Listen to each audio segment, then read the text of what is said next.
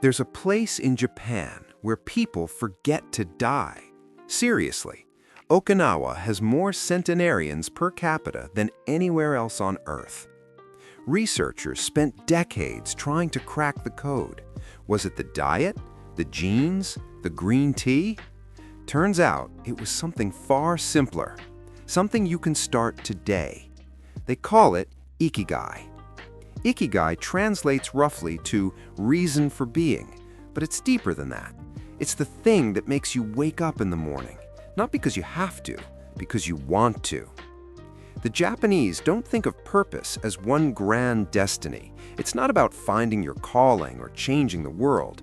It's quieter than that, more honest. Ikigai sits at the intersection of 4 questions. What do you love? What are you good at? What does the world need? And what can you be paid for? Most people spend their lives chasing only 1 or 2 of these. You love painting, but nobody pays for it. You're good at your job, but you hate it. You help people, but you're broke. Sound familiar? Viktor Frankl, a psychiatrist who survived Auschwitz, wrote that those who have a why to live can bear almost any how. The people of Okinawa don't retire in the Western sense. They don't stop contributing. They keep gardening, teaching, creating. Not because they're workaholics, because their work gives them meaning. Here's the paradox. When you stop chasing happiness and start chasing purpose, happiness finds you. The oldest people in Okinawa don't talk about retirement goals or bucket lists.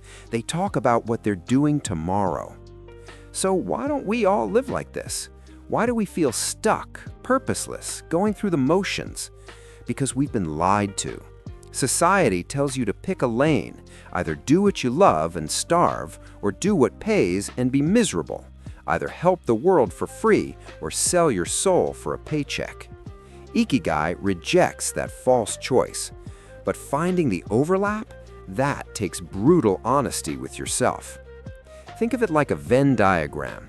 Most of us live in just one circle. You're good at spreadsheets, so you do finance, even though it drains you. Or you love music, but you're not skilled enough to make it work, so it stays a hobby. The sweet spot, the center where all 4 circles meet, feels impossible to reach. You think, I'm not talented enough, or it's too late, or I have bills to pay. But here's what the people of Okinawa understand. Ikigai isn't something you find, it's something you build, one small choice at a time. Start by mapping your 4 circles. Grab a piece of paper, write down what you love doing, even if it seems silly. Then what you're actually good at. Be honest, not what you wish you were good at. Next, what does the world need? Not the whole world, your community, your family, the people around you. What problem could you solve? What gap could you fill? Finally, what could someone pay you for? This doesn't mean your current job. Think broadly. Skills, knowledge, time, creativity. What value can you offer? Now look for overlaps. Maybe you love teaching and you're good at explaining things. Maybe the world needs more patient tutors. Maybe parents would pay for that. There's your starting point. Second step, start small. You don't need to quit your job tomorrow. The 80-year-old in Okinawa who tends her garden every morning didn't start with a perfect plan. She just kept showing up.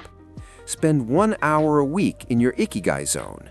Teach a neighbor. Write that blog. Build that project. Let it be imperfect. Let it grow. Third, embrace the plateau. Western culture obsesses over breakthroughs and viral success. Ikigai is the opposite. It's about the quiet satisfaction of doing something meaningful, even if nobody's watching. The fishermen in Okinawa don't fish to get rich. They fish because they're good at it, because their village needs it, because it connects them to the ocean. That's enough. The Japanese have a saying, only staying active will make you want to live 100 years. Your Ikigai doesn't have to be grand. It doesn't have to change the world. It just has to matter to you. Because in the end, a long life isn't about counting years. It's about making your years count. Find your reason for being and wake up tomorrow ready to live it.